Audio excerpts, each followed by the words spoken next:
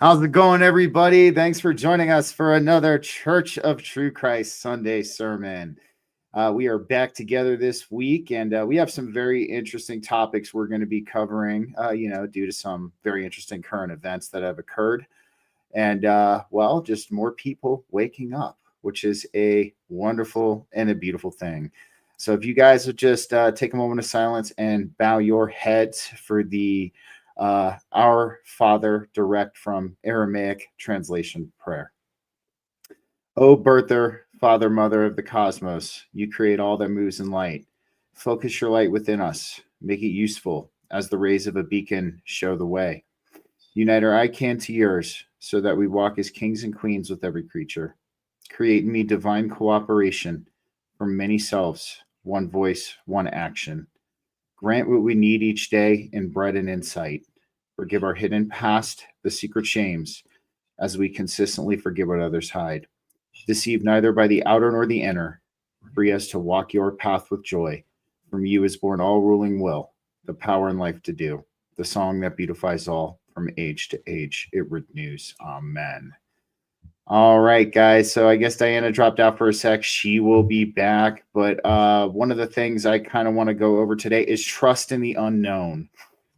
Right now, especially on my show, on Don's show, and on Diana's show, we have spoken about how we are in some very strange, unknown, and uncharted territory for this current batch of humanity. With the events of Charlie Kirk happening on the 10th of September. And we have a collective that's currently in a lot of fear at this point in time. So one of the things I kind of want to hit it off with today is how can we learn to have trust in the unknown, have trust in the divine, complete and total trust that's unshakable, that cannot be broken, and this is in a lot of ways, when I say something like this, people think it's easier said than done, but it's actually can be done in an easy way too. So Diana just popped back in with us. So as I was saying, so trust and faith in the unknown. And I'm going to go ahead and use faith at this point in time, even though a lot of of us have stepped into knowing. It's no longer a matter of faith. We've stepped and we've crossed into knowing due to the experiences we've had. But one of the things I'm going to highlight here is the conditioning that's placed upon us collectively. This is one of the hardest things to break. And when I'm talking about what kind of conditioning am I talking about? The negative mind conditioning, the negative thought pattern conditioning that we have in our collective consciousness and that we experience collectively. And what I mean by this is even us who are on our awakening evolution, who walk a foundation with Christ, we're even guilty of it too. We are conditioned to gravitate towards these negative thought patterns. And I see it within myself sometimes. I'm sure you two have seen it within yourselves when we start to kind of funnel down a negative kind of thought loop or a negative kind of thought pattern. But this is the one thing we're going to try to break when we have trust and faith in the unknown, is the awareness of this. Us as human beings, we actually kind of rally around negativity, and it's kind of an unfortunate side effect of the conditioning that's been placed on us. I always like to use this example of how we rally around negativity. And I was actually talking about this on a show I did on Friday with Heavyweights Light Feels. So here's the two scenarios, right? So let's say I'm driving into work. Some guy flips me off, cuts me off on the road, not a great situation if you've ever experienced that. But I walk into my office and I'm like, man, you wouldn't believe what happened to me today. This guy flipped me off and he cut me off, and everybody is going to start to rally around that negativity. They're going to be like, yeah, fuck that guy for cutting you off and flipping you off. And it gets them all amped up, right? It gets them all amped up, all excited, because this is what humanity does. And now the second scenario I'm going to bring to the table when it comes to this is, let's say, you're driving into work. Some dude randomly stops you and gives you $100. right? Just out of nowhere. Just gives you $100. Then you go to work, man, and you're all like, hey guys, check it out. Like, dude, something really awesome to me happened today. Some guy just randomly stopped me and gave me $100 for no reason. And everybody's going to be like, oh, cool. Notice the lack of excitement. Notice the lack of getting amped up. Excuse me. But this is what I mean. We as this current collective, we gravitate towards the negative thought patterns. We gain excitement. We gain engagement from these negative thought patterns and these negative thought loops. So this is the way we break this, and we learn to gain somewhat of a trust in the unknown as we reformat ourselves towards the positive. So I'm going to go ahead and pass this on to Diana. What are your thoughts on this? And then we'll hop to Don. I mean, how do you feel about this as one way that we can start to kind of cultivate this trust in the unknown, is having awareness that humans gravitate towards the negative and reformatting ourselves to look at life in more of a positive light? Yeah, and there's a lot to unpack in that. And part of the reason why they think the star seed was put down here, because the base human was in too stuck of a position to get themselves to the all is mind. Yes, but if your mind is super negative, you're best not to know that.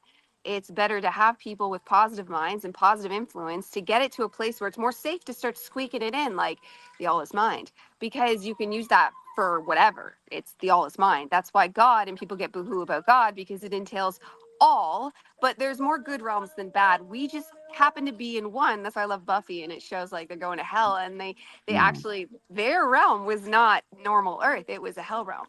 And I resonated with that so deeply. It just felt so true that this is a hell realm. And I have always felt passionately about that, especially like that book I wrote, Hell as a Society. And then I watched South Park go do the same thing.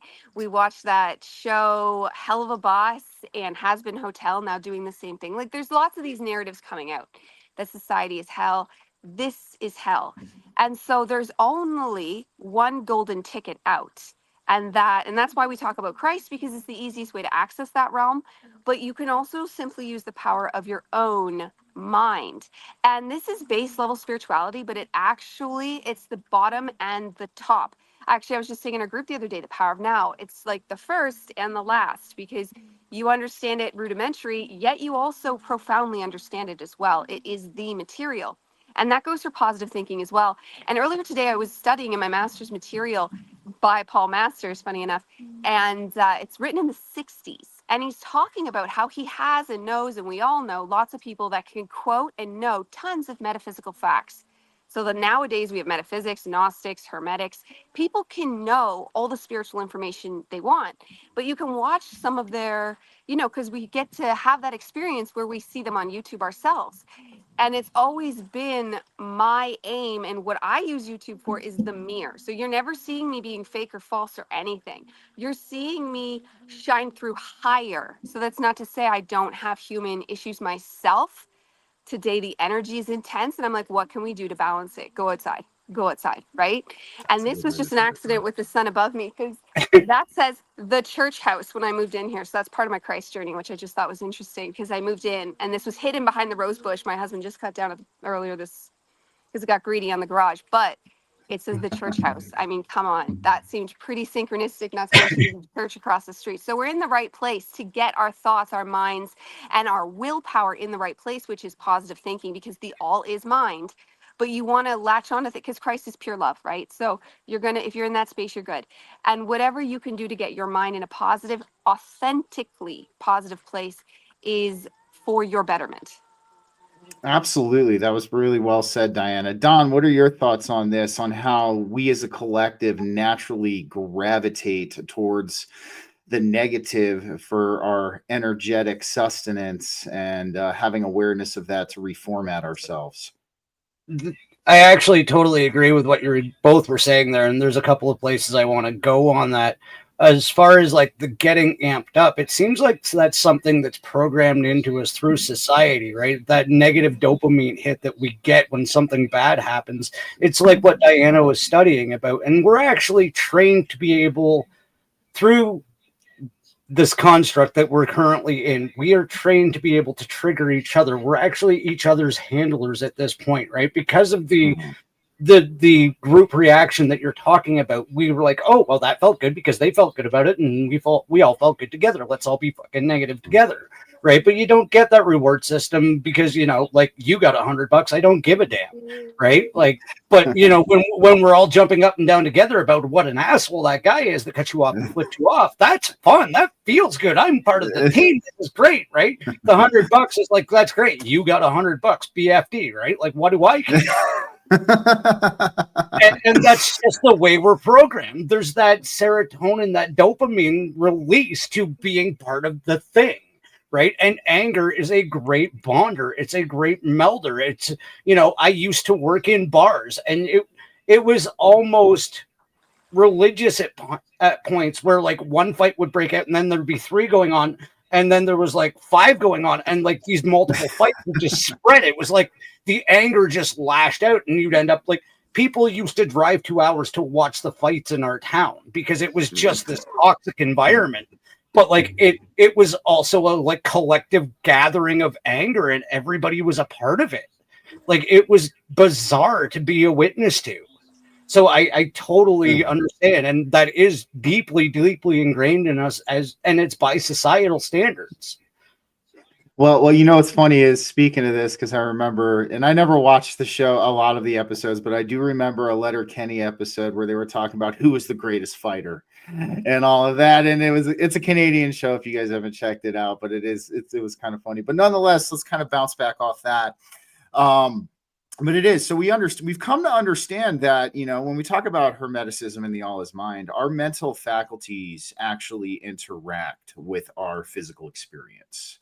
And I know you guys have heard me say this ad nauseum, but you know, it bears repetition for the sheer fact that this is what we're dealing with here. This is exactly what it is. Think of your mindset, the frequency of your thoughts, and your mind as the hammer and chisel of your reality. And when you have cultivated yourself a positive mindset, and you're looking at things through the positive, this hammer and this chisel gets fine-tuned. It gets really sharp, and it gets much more effective at carving out the reality that you wish to see and what you wish to experience. And when you carry this mental, or this negative mindset, I should say, it's as if your hammer and your chisel gets super dull just from the negative mindset, and you can't exactly use it the way that it's intended to be used.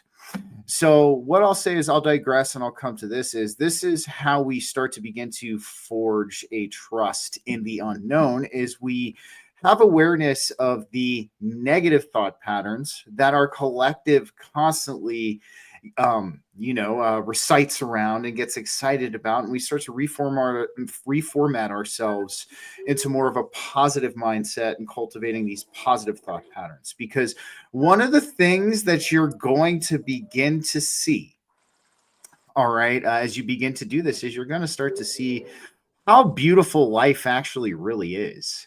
You know, you kind of start to take in how grateful you are for everything that you have. And this is kind of the thing, I was talking about on my show last Friday with Andrew on Heavyweights Life Feels, is the people who still struggle with this trust in the unknown and this faith in the unknown. And it comes from this kind of negative conditioning factor.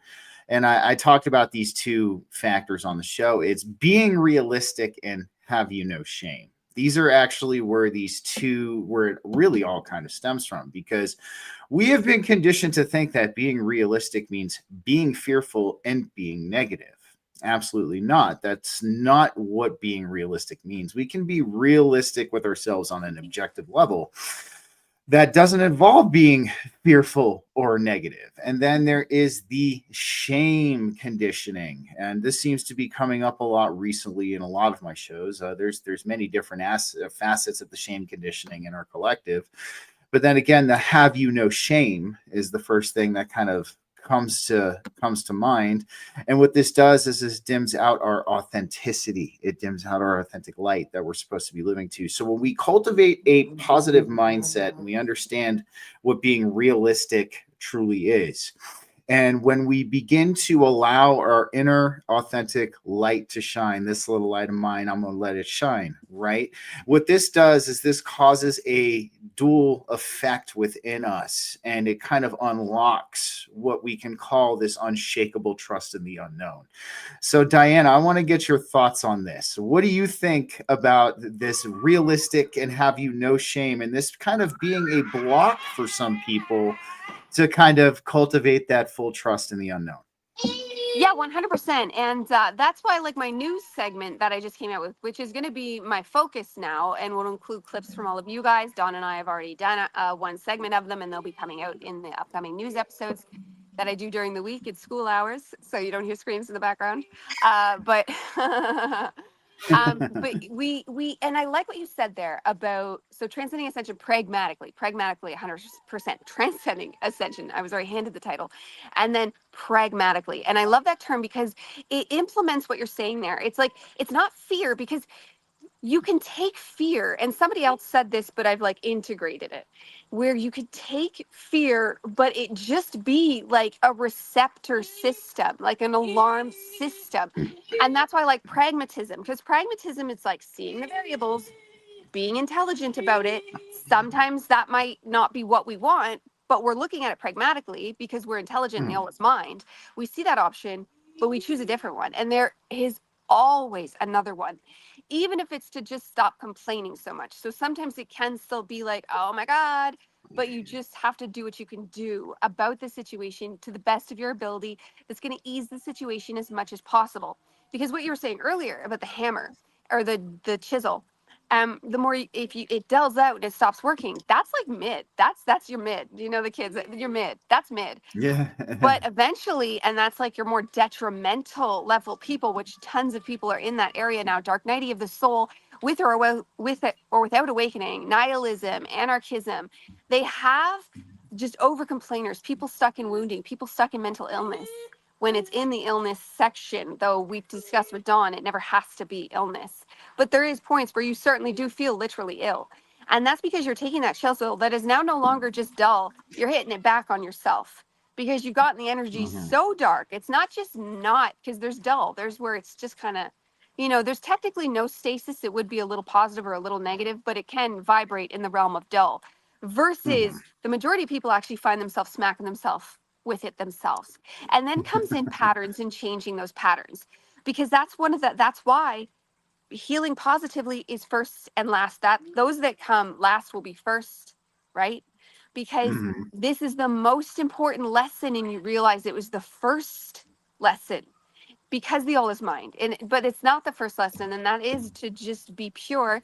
And that comes into going into the unknown. That directly links into going into the unknown, because what do you know? Even if we're star seeds and we have higher knowings, higher inclinations, we have to still follow those higher knowings and higher inclinations, or else they fizzle out and they don't do much other than I shoulda, coulda, woulda. Like even those of us now, even some of us, we've been waking for a very long time, but shoulda, coulda, woulda, done it sooner, done it better, done it faster.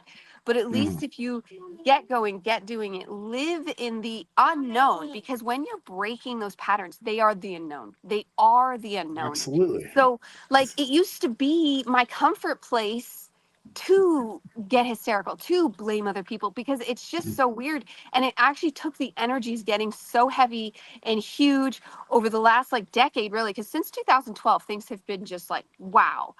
And it just got less and less and less of an option to use those old patterns. Had 2012 never happened, I might have stayed just complaining for many, many years and letting the wisdom that whispered to me just kind of sit in the background, versus the energy's increasing and leaving you no choice but like, fuck it, I'll go into the unknown because, because it's unknown territory, to be good, to think positively, to give the benefit of the doubt, to calm down, to deep breathe through the nose. These basic situations, like try to tell someone about the benefit of the doubt. So that guy comes into work, he tells you about the awful traffic story. You don't jump in on the negativity. You say, oh, like, do you think maybe they couldn't see because of this? What street was it on? Oh, well, that one's really busy, I bet, blah. Or maybe they're late, or blah. You know what I mean? Like, give a situation. It doesn't even have to be people you know. But when you hear these situations, instead of jumping on the negative train, because it's fun and they're gonna like you and that's familiar. Instead, be the one, the unknown, the one that might be like, oh well, I'm not gonna include you into the conversation. You're like a buzzkill, which I've had people tell them, oh, why don't you just take my side? Well, because I'm just trying to expand the situation, because falling into the negativity or even reinforcing somebody else's negativity is not helping the situation. Going into the unknown It's not. is finding new and positive patterns. I dig it. I dig it. And kind of one thing I want to highlight on, and she was talking about smacking yourselves with the hammer and the chisel. That's what happens when we have fear, anxiety, and worry, and we're not trusting the divine. We start slapping ourselves with our hammer and our chisel for the reality. Don, what are your thoughts on this as far as the being realistic conditioning and the shame conditioning that we have being a block that is blocking most in our collective from having that trust and faith in the unknown? I think one of the fundamental steps in this whole process is accepting, like, for myself, everything that's ever been terrible in my life that has happened to me up to this point was literally the path that I needed to take in order to get where I am right now with this community, with this sense of understanding, and I see where I'm going, right? So if I hadn't have accepted the fact that all of these things that I'm supposed to be afraid of and supposed to feel shame about and I'm supposed to be terrible about are actually blocking me, then you don't reach a point of progression in that understanding of your spirituality and acceptance of the divine, because you're literally blocked from it, because you're in that like cycle of the shame and the guilt and the self-pity and the self-loathing. Like, this is horrible. Why have I done this? My life is this. And I'm like, my life's pretty dope right now, and this is how I got here. So that shit had to happen for me to be able to do this right now, right? Like, because, like, I know everybody's not in their optimal position, but most people that we know in this community are having some pretty cool experiences. And if it hadn't have been through the shit pile that they had to trudge to get here, it wouldn't be like this. And I'm going to reference a movie at the end of Deadpool and Wolverine, spoiler. Deadpool asks for Wolverine's timeline to be fixed where everybody hadn't gotten killed. And the agent from the Time Authority says, like, if he hadn't have had everything terrible happen in his reality, he wouldn't be the person he is now, right? That's what we have to take away from all of these things that we're supposed to feel guilt and shame about, is that they made us the strong-willed, sovereign individuals that we are and are becoming. And if we hadn't have had that, we wouldn't be us. Absolutely.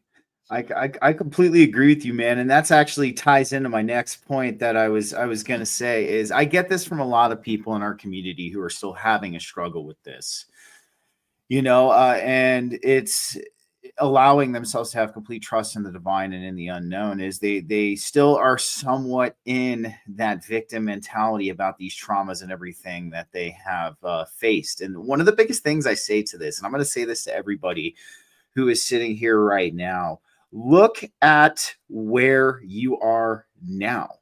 All of these people that I see with this victim mentality about what they've been through, they haven't even realized that all of this stuff pushed them into this amazing place that they're in their lives. And this is what I mean. We as humans, we constantly tend to gravitate towards the negative as opposed to the positive.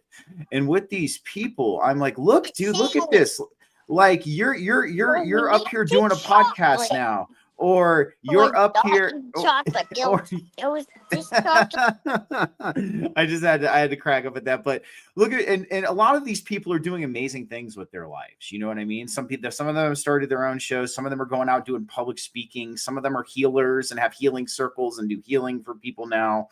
And have completely transformed their whole lives through their struggles, but they have not had the realization yet, okay, that this was the divine that pushed them to where they are. It's because they're still kind of stuck in that victim mentality, this woe is me, or oh, I went through all of this. And but here's the thing, guys, this is one of the hardest pills that we all have to swallow. When I say this, we ultimately chose this for ourselves before we incarnated here, because we knew that these struggles, these events, this pain that we went through was going to have a spiritual alchemical effect within us that was going to mold and craft us into this position that we are currently in our lives. Here's the thing, and this I've talked about this even on previous episodes of Church of True Christ. Yes, the Phoenix Protocol, Sam, that's something we need to talk about because I've been looking at that quite a bit. But I mean, yes, we've talked about this quite a few times here on Church of True Christ when it comes to we've chosen this path for ourselves. And that is because ultimately the way to get out of the victim mindset is to sit there and take a step back, a third party view, and look at your whole life and be like, wow, everything that was not of service to me crumbled away. And yes, maybe that was painful during that time. And that is because the divine was removing these toxic trauma bonds I had with this toxic familiarity to this life and this prison that I had built around me.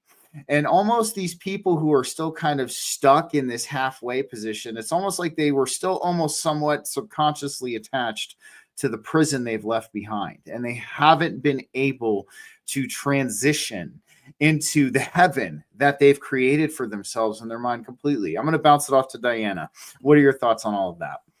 Yeah, so extremely. And heaven on earth, and it's both. So you are the chooser. You are the chooser, but you can choose not to choose. Inaction is as much of action, and that's a big Hermetic philosophy. And it's where later the law of action comes out of. It's not part of the 7, but it's one of the later 12. And it is because action deeply matters, action and inaction. So you choose or you don't choose, but the universe will take that non-choice as a choice. And it's like if you're really lazy with the AI, if you're kind of really lazy with the AI, let's say you want the AI to make something, but you didn't upload anything. It's just gonna go through your computer hard drive. And I mean, some people have scary stuff on that, right? So, like, what is it going to find to make the program that is your life out of that computer subconscious if you're not choosing? And that's what sleepers are. That's what they are. Bio robots, NPCs, they're all just living in limited awareness simply because they're not choosing. And because that's a large point of it. Awareness is its own kind of separate thing, technically, on the layers of existence.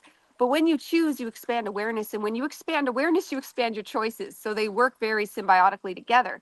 And then what you're saying earlier about like the blaming of the nation, like the blame nation, right? Which there's a funeral happening right now that's very sad, and love to him and his family. And it's happening live right now with a huge attendance. And it's interesting. My husband thought it was very synchronistic that we were doing church at the same time. Because wow, it's a that's really time cool. where we need God. It's because he's watching the funeral right now. It's a time where we need God and we need that instilled into our life. And this person, Charlie Kirk, that's all he was trying to do was put that into people's lives. But that's what we're trying to do too. That's what everybody's trying to do. But he was such a huge figure, which we've talked before about us being kept safe because he was clearly not safe. And that because of how much the nation wants to keep blame, because he actually, like, people think of him as this like diehard. If you actually listen to what he said, he's talking about getting God more into your life. Not that I agree with everything he said. My husband watched him, so I only got the trickle down effects. But the point is that love needs to be implemented and blame needs to be dissipated. And a lot of the need to blame, so that's staying in the known versus the unknown, which is love, because when you were little, you did something wrong. And rather than your parents loving you in that moment, they screamed and yelled at you, or they abused you, or they shamed you, or all of the above. And so you created this, especially if you had siblings. So it's in the collective, but then it's also in our actual programming. So you could even take this lesson and put it in school as well. Because what would happen if you blamed your sibling instead is they would get in trouble instead of you. And that's like a common occurrence that happened with a lot of upbringings, mine. So that's I'm using as an example, but I saw it just everywhere. You see it in TV, like, Mom, it was so and so. Like, that's just the narrative of overall world, because you can actually break down the dynamics of the world easily by looking at family dynamics, because the mother father just continues to repeat itself throughout society and just throughout our experience, because duality, mother father, because we are duality, ends up being a major part of our narration here.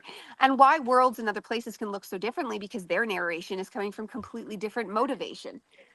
So with that being said, we can really unpack and find because I find that the safest place, because when I bring people through, because I'm always telling them it's their own fault, but nicely. And I'm trying to first I start peeling back the layers of why they might not feel safe enough to take that blame on themselves. And that's a place of unknown. When you can look at what's happening to you as your own fault. So for me, like little things like I used to think demons were after me. And by all means, entities and demons absolutely do fuel your own negative thought patterns and take advantage of the situation and make you a loosh farm and definitely get your factory momentum going so that they can feed off you faster and better. However, the initial engine, the initial spark that starts, not a good one, that starts their ability to feed is coming from the self, right? So it's a good one in the sense that you know that the initial key that turns the engines that they might be able to manipulate, you have the turn signal of, and you can turn that dial to whatever frequency you want. And that part is simple. It's so simple that people shake it away. It's things like Kriya Yoga, like Stephen loves. It's things like just simple meditation, which you hear preached over and over and over again. It's coming to stillness, and first and foremost, because all the other things like I list dance and yoga, like I love, but what they're really in music, but what they're really doing is they're bringing you to stillness. They're bringing your mind to a place of no mind, no thing, no place, no time. They're taking you out of everything and putting you into something else that is vibrationally high. So a high frequency, like listening to the water run, walking beside the creek, all these things that are subtle enough for you to focus on, like some things will tell you to look at a flame or focus on your breath. They're all to get you to a place just so you could have silence. Because technically, if they could say just be no mind, no thing, no nothing, that's 0 point energy zone. So bringing yourself to the 0 point energy zone in whatever modality or way that works for you is it. Because once you discover 0 point energy zone and discover that's within a part of the entire system that makes up the God spark, because your heart center is multiple layered. I just sent an image to the group the other day off something Sam said, and I just seen the image the other day and I was like, no way, I have that image. And then I sent it because it shows the different ways. So anyways, with your heart spark activated, it allows access into that 0 point energy zone, which is a more expanded area, easier and more efficiently. And that is your key. And that feels like the unknown. That's scary. That's where your ego is going to scream and cry that it's dying, that it can't possibly do this, that it's got so much else to do, that it should rather be doing. Like there's so many excuses that are the known that your system will give. Like me and walking the dog, like the kids are finally all in school and I was like still finding excuses and I caught myself. I was like, oh my God, why?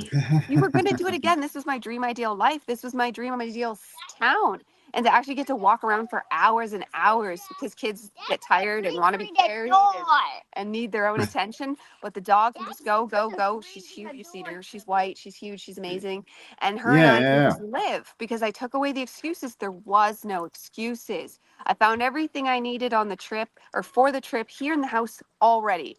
Because I'm like, oh, I got to get this. I got to get that. No, you don't. No, you don't. There's something you can do right now, today, in this moment that brings you to heart-centered stillness, where that's the unknown place, but that's where you birth Christ, you birth the God self, the higher self, you raise your frequency, all the good things, the heaven on earth stuff start to be able to actually play out. Absolutely, man. And yeah, I'm going to agree with Sam. That was perfectly put. And again, too, you know, shining the heart center is that authenticity and living through that authenticity in your life. And yes, meditation and all of its forms. It doesn't have to be Kundalini or Kriya Yoga like I like to do, but it does. It brings you into that stillness, and that stillness is part of getting used to the unknown. So absolutely, Diana. Don, what are your thoughts on this before we kind of head out into the next topic, how we can become all in with our spiritual evolution? So let me hear your thoughts on this. I guess where I would go with this is one of the things I've realized myself, and it's something I'm still adjusting to, is the more you fight your path the more you fight your path, the more reality is just going to kick your ass. Okay. Yes. Until you accept your purpose in this reality, you're literally fighting the stream of reality. Like there is a vibrational direction that everything in this reality is supposed to flow. And that includes us, because we do live in a biomolecular construct that works on frequency and density and all of those wonderful things that we've talked about ad nauseum. Right.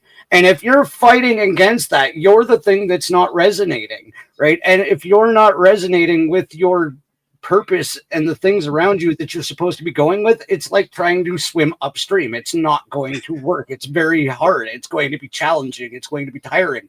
And I'm not saying just give up and go with the flow. No, find your place of authenticity, that heart center that they're talking about, and flow from there and discover and create with the reality that's around you, because that's our purpose here. We're not supposed to be encapsulated in the sociological construct and doing exactly what we're told to be and being those bio robots. That's not for us. That's not what people like us are meant to do. And I'm not trying to single us out and say that we're great, but those that are aware, and that's all I'm going to say about it. But like when you're fighting that stream of reality, you're just causing yourself these traumas because you're not going with the flow. And sometimes I know that is a terribly hard thing to see, because you think you're coming from the place of, this is what I'm supposed to do because this is what society told me, and this is what my mom told me, and this is what my parents, and blah, blah, blah, blah, blah, blah, blah, the way they did it, but it didn't work. This is the way you're supposed to flow with reality and create from that heart center and that place of authenticity. I think you lined it up good, man. It's about surrender too. I think that's the ego trying to swim upstream. That's because the ego has still has some kind of attachment to this false matrix reality. It's letting go of the programs. It's almost a sense of surrender. And once you start to, and it's kind of like a trifecta a little bit. I was saying it's like a dual thing, but it's almost like a little bit of a trifecta. Is you recondition your mind into the positive mindset and cultivating a positive mindset each day. You start to live through that inner authenticity, that light within you, the heart center. And once these two combine and these two work together, then what you do is you surrender to what's in front of you. Because here's the thing, is the divine or God, however you want to look at it, wants you to succeed. Absolutely, it does. It wants you to be connected to it. It loves when you establish that connection, and you keep cultivating it on an everyday basis. And there's a reciprocal relationship between that. That's what we talk about, meeting halfway. All right. And when we establish the positive mindset, we live through our authenticity, and we surrender to our true life's mission and our life's purpose, that God or the divine sees that. And it's like, okay, here, I'm going to start throwing you the bones that you've been asking for now, because that's, we've all had those moments where it's like, come on, divine, throw me a bone right now. That's the ego. And that's because there's an aspect of us that's still not meeting the divine halfway. So that's what it is, guys. It's setting yourself up for that reciprocal relationship with the divine. And that is what's going to help you with this trust in the unknown. And in fact, we're going to go into our next topic because they kind of tie in together. That's why I'm really excited about this show today, is how we become all in. All in on our spiritual evolution, all in with Christ. Okay. And actually what this does is cultivating that trust in the unknown allows us to be all in, because we've set aside our fear. We've set aside the preconceived notions of what this all has to offer for us. We are allowing it to manifest the way that it should for each and every one of us. And so ultimately, when we drop that fear, we step into being all in with Christ and our spiritual evolution, because now we are in that reciprocal relationship with the divine. So this is kind of like this method. Of course, like Diana's brought up the stair analogy. It works perfect for this, especially, I guess you Harry can say, Potter the stairs. Harry Potter. Yeah, the revolving Harry Potter stairs. Yes, I was going to throw that in there. And ultimately that's how we become all in. And when we become all in on this too, one of the things I'm going to say is you're going to notice that your want to participate in this false reality is going to dwindle. And almost any time that you try to take a look back, it's almost like you start to see a little bit of like a karmatic slap kind of, because again, like I've talked about that on this show before, the more aware you become also in your spiritual evolution and your walk with Christ, the more you're held accountable for. And this is kind of the increased responsibility that comes along with this. And I've kind of layered it up like this, and I use the psychedelics as the example because it's kind of a good way to work with this. When you have your first mushroom experience or you have your first psychedelic experience, like you're like, wow, like this is beautiful and all this. There's more to this reality than meets the eye. And then you understand this is a spiritual tool. Then the mushrooms are going to hold you accountable at that point. They're going to be like, okay, so now you know that we're a spiritual tool and that's how we're meant to be used. If you use us for any other reason, we're going to slap the hell out of you. That's just how it goes. Same thing, you can look at that same analogy with your spiritual evolution. Is every time you gain more of a realization, every time you gain more of an awareness towards yourself, your inner workings, and this existence in general, you are going to be held accountable for that. So let's get Diana's thoughts on this. We'll pop to Diana, then to Don. What does it mean to you to be all in with Christ? Let's just start off there. Yeah, well, perfect. Exactly it. And like held accountable, that comes down so much to it. And that is the expanse of your spiritual awakening, how much you can be held accountable. And when it comes to Christ and the unknown, well, I'm the prime example. And then Don too, because we're both Canadian. So very similar probably on our very agnostic, atheistic. My dad literally, he didn't say atheist because he didn't even know the term then. It wasn't quite as known then. And he called himself a realist. And he was saying, well, if he does exist, he's done shit for me and he's a fucking asshole. And like, he was real dark about it. His motto was life's a bitch and then you die. Like, for real. Like, so he's suffering his own karma for it now. And he's a very loving person too. He's very generous. He's a very good person. So it just shows how these things can actually plague the best of people. And you see somebody that's probably a starseed himself that could, if he had been a metaphysical minister or even just a minister, could have actually like made enormous shifts and differences. But he became a mechanic because his dad was a mechanic, and he talks often he wanted to be a machinist. Not that he ever talks about pastoring, but he wanted to be a machinist. But he had his own dreams that just he couldn't do because, right? And up comes a bitter person that raises kids that could have stayed bitter if it wasn't for 2012. But luckily, I've woken up, and a lot of my siblings have made big family shifts. So I would say all four of us are at least off the family trajectory to a large degree, which is work until you die kind of thing, and not realize anything much. I mean, they knew about love and everything like that. And I'm only saying their story because it's the story. I was given the story of the average common person with nice, good, loving, trying parents, but extremely freaking bitter because world was very hard. Their upbringings were actually like horrific and like horror movie-ish, which a lot of people from like raised and born 60s prior would have pretty horrific upbringings, right? And then it happens after, but it was commonplace before. And that's in the collective. That's why the star seeds had to come in. That's why the grand convergence had to happen in 1987. And that's me and you and Stephen, and then all the ones after us. But Dawn came before, Kirsten came before, Sam even got in, squeaked before me. So like there's people that come a little before, but like what we saw after 1987 is why we know that moment right there. And was our moment where the universe was like, you got it, guys. It's already checked marked survival. So we lived through the 90s in this timeline. That's why it was so nihilistic. In the music of the 90s, you can hear it. But people that wave, like there was the people, my husband included, because his brothers are Gen Xers, so he's very Gen X with his music. And he introduced me to all this music that I didn't resonate with at the time, but I actually do now because the collective itself is in that 90s music, Nirvana music phase, all of it. Where before it was just your young Gen Xers.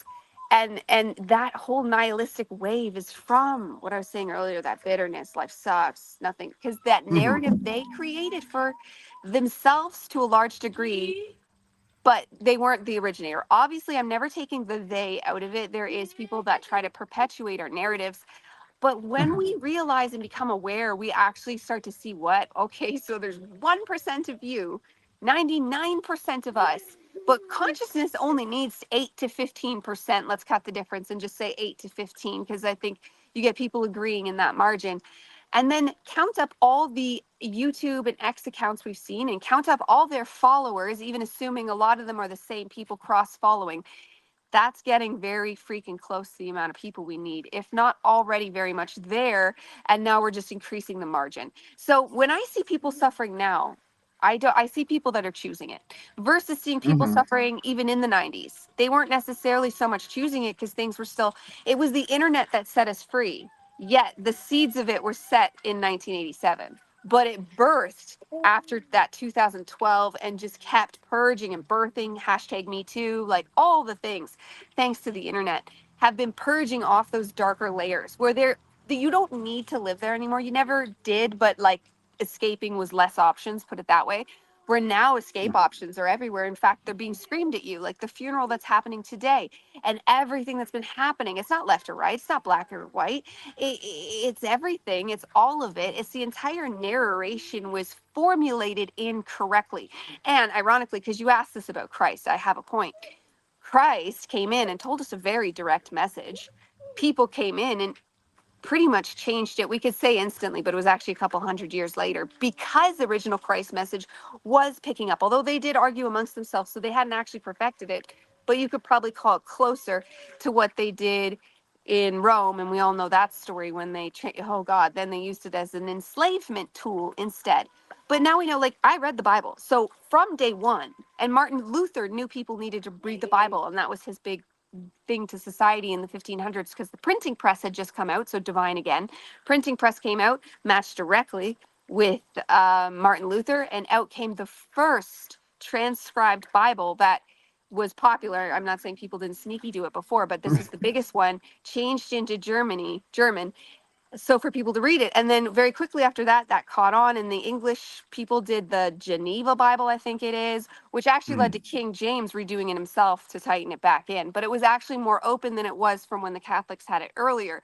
They were tricking people. This is what woke Martin Luther up. They were, because he was like a priest, they were tricking people into, but I forget what they called it. It was some kind of ticket to heaven, though, basically. And you could buy a bunch of them. And instead of Hail Marys, it was buy tickets to heaven. And you could buy them about people that already died. Oh, I know your mother was a sinner. You better buy her these or she's burning in hell. Yeah, yeah. Purgatory, they'd use purgatory. Though they're stuck in purgatory until you buy that ticket. Yeah, no. So that will came up. But just likewise, what we have now with everything in our political stage, these micro things have been happening throughout time. But what we have right now is I don't want to say catastrophic in a bad way. I want it cataclysmic. It is the apocalypse. Imagine, like we kept thinking bombs or zombies, but imagine them, but etherically. We are having earthquakes were prophesized. Oh, well, I tell you right now, I feel the earthquakes and I see them sometimes, but they're etheric because the waves of the information have come through that strongly. And Christ, read the Bible yourself. Even if you read any of the versions, he is that powerful that you can get the gist of a good message from it just by reading the Bible. So people have always had the option to read the Bible, even if they wanted to learn Latin before Martin Luther. But they've always had the option to put themselves out there. Some people went and became priests just so they could get educated and learn the Bible. There's always been ways, but the option now is just like pull up my phone and freaking scroll. How do I reach enlightenment? And bam, I've got tons of answers. So nobody has an excuse anymore. Everything is totally about self-awareness and self-responsibility because of the little box I'm talking to you all on right now. And that is being all in, though. It is. It's understanding you have this, like I said, I've talked about this before. It's not like in the old days where you were trying to reach enlightenment. You had to get on a ship and you had to take like this 4-week voyage across the ocean on this ship to this Himalayan plateau. And then maybe you had to hike that plateau to this monastery that was on the top of a mountain that could have taken you another week in and of itself. And then to get there, just to read one book and just to take in one book. We are in the and this is why spiritual ascension took so long back then, and they say it took many lifetimes because you might have to take a voyage per lifetime just to get the book that you wanted to look at to increase your awareness. But now we have access to everything. All of these books that people had to take long voyages for back then to actually read. So that is being all in, is taking accountability and knowing that you have the access of everything you need to learn here at your fingertips. So absolutely love that, Diana. Don, what does it mean to you to be all in with your spiritual evolution and Christ?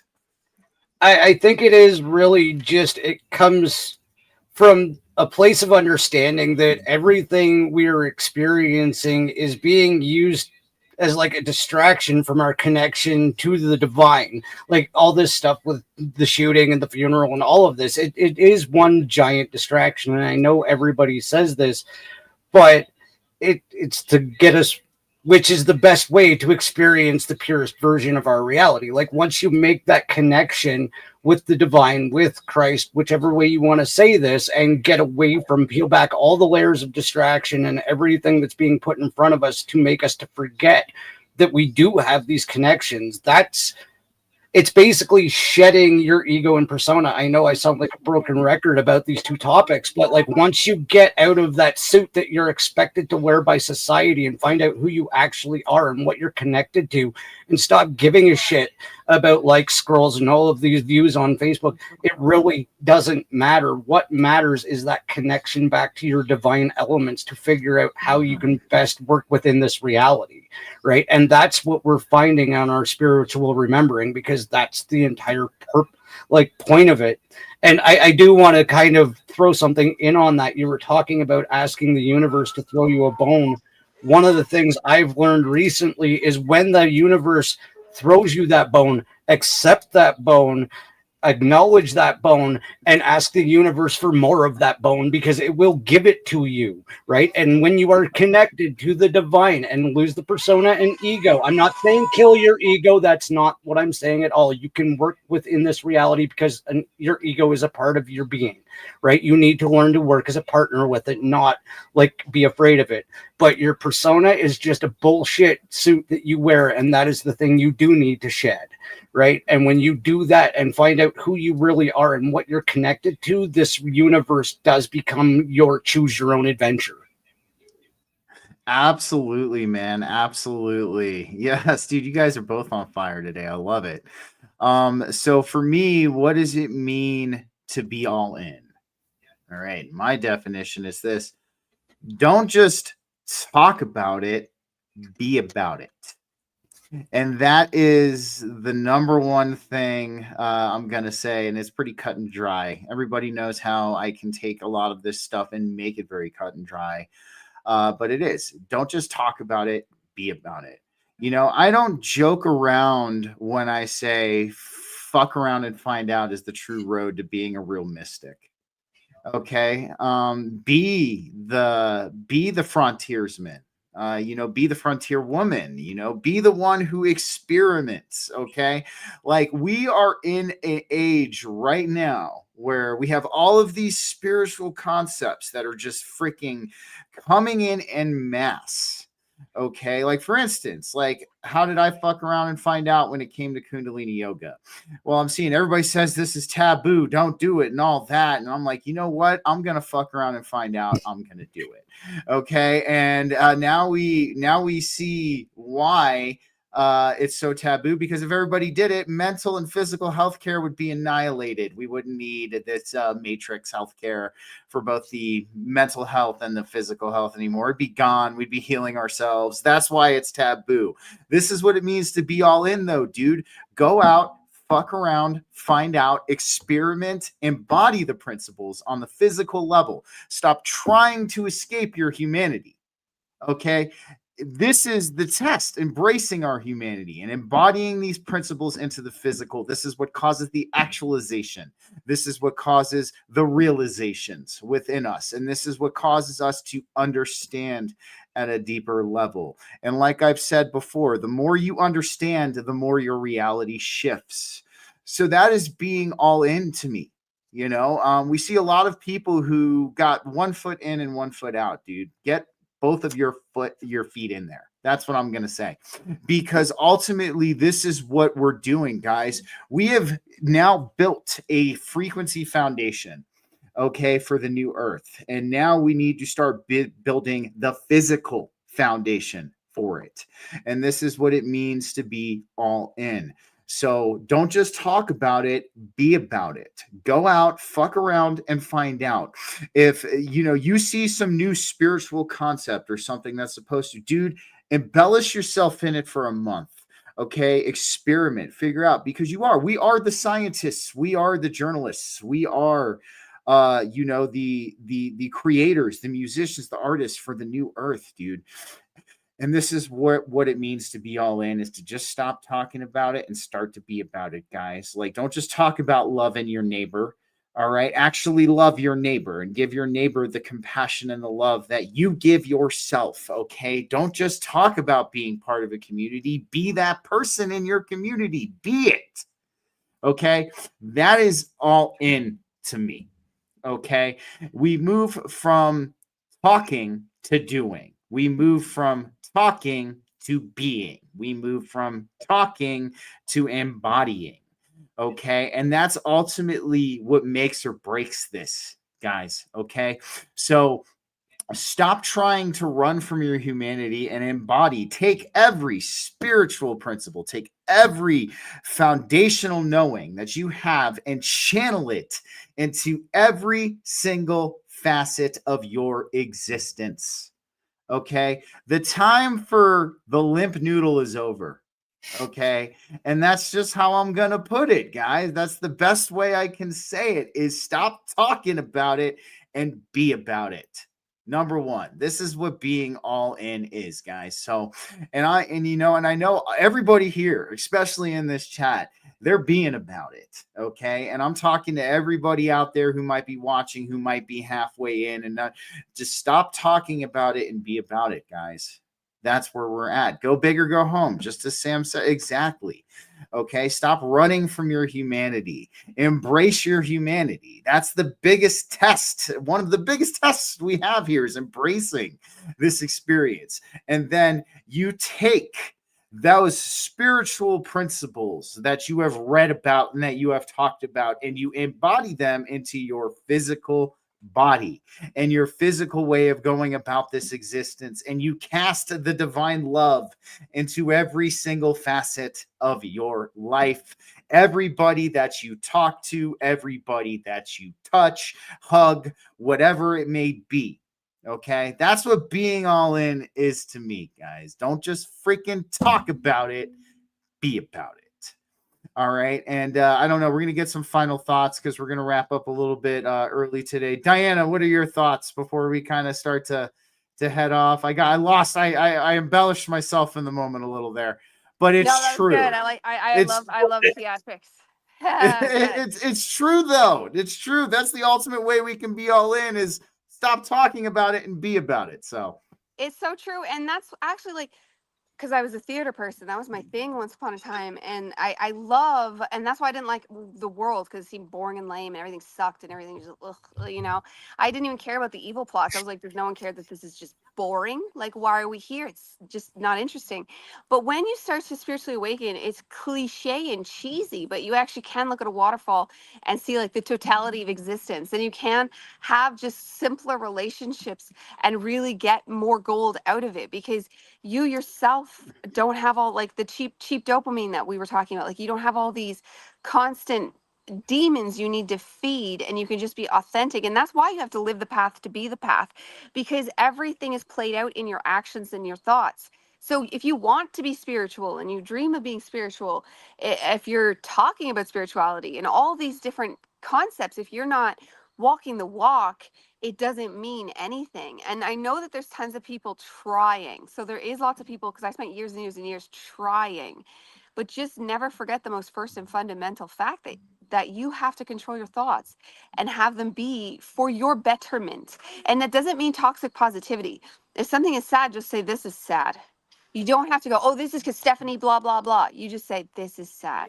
And just let it be sad, because that's exactly what this is going to be about, changing the old patterns and creating brand new ones, which are going to come from a more positive but authentic lens. absolutely. And Don, your final thoughts for today before we sign off. I think my final thoughts on this would be actually a bit of a cheat, a hack, whatever you want to call it, is especially for people like Stephen and I that are still stuck in the 9-to-5 grind and that existence, is you can figure out how much you need to participate in the construct, in the system, and limit it to strictly that, because it is so easy to get wound up in all the distractions and all of the things that pull us away from all of the stuff that we're talking about. It is so easy to get wound up in the anger and the drama in the workplace of the asshole who cut you off and staying in those negative aspects. You can literally choose your involvement. There is a required amount for some of us right now. I understand that. I'm not saying there's not, but you can choose to limit how much beyond that you participate.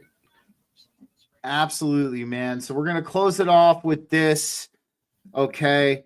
Your gateway and your keys to having trust in the unknown is, number one, be aware that we as a collective, we like to gravitate around negative thinking and negative thought patterns. Have awareness of that walking into your everyday life. Okay. When you start to see that negativity start to come on, nip it in the bud. You have that power, and start to redirect your mind towards that positive thinking and that positive mindset. Because remember, we don't want to be hitting ourselves with our hammer and our chisel.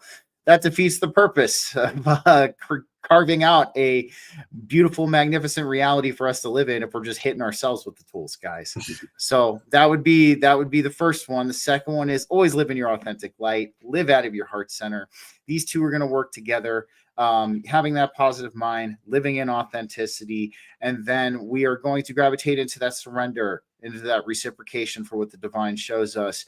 And then, guys, being all in. Yes, you heard Don and Diana. They have many great ways of being all in. Number one thing, I'm going to sum it up for everybody. Don't just talk about it, be about it. Okay. Go out and do the things that you talk about. Embody this into, you can, if you want to be spiritual, there's no more want. Just be a spiritual person. Embody the principles.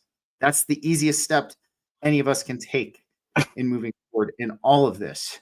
So nonetheless, guys, I want to thank all of you for joining us for another Church of True Christ Sunday sermon. Hopefully this was helpful for you. Of course, you can follow me, BG Cast, on X, where this is streaming right now, Rumble, and you can follow Don, the After Dark Show. He is more on Facebook, and he is on YouTube as well. And you can follow Diana, Transcending Ascension. She's on X, YouTube mostly. Reach out to us if you have any questions, or if you want to talk, or if you even want to come on Church of True Christ one day and have a conversation with us. But nonetheless, guys, my last words for today: go outside, get some sunshine. We're moving into the cold weather season, and with that, I'm going to say, start taking some extra. I know I don't care if you think the vitamin D supplements are toxic. Just trust me on this. Okay, start taking a little bit of extra vitamin D every day. And it's going to help you because we're going into that time where we're not spending as much time outside. But go outside, enjoy this weekend, and have a blessed day, everybody. Take care.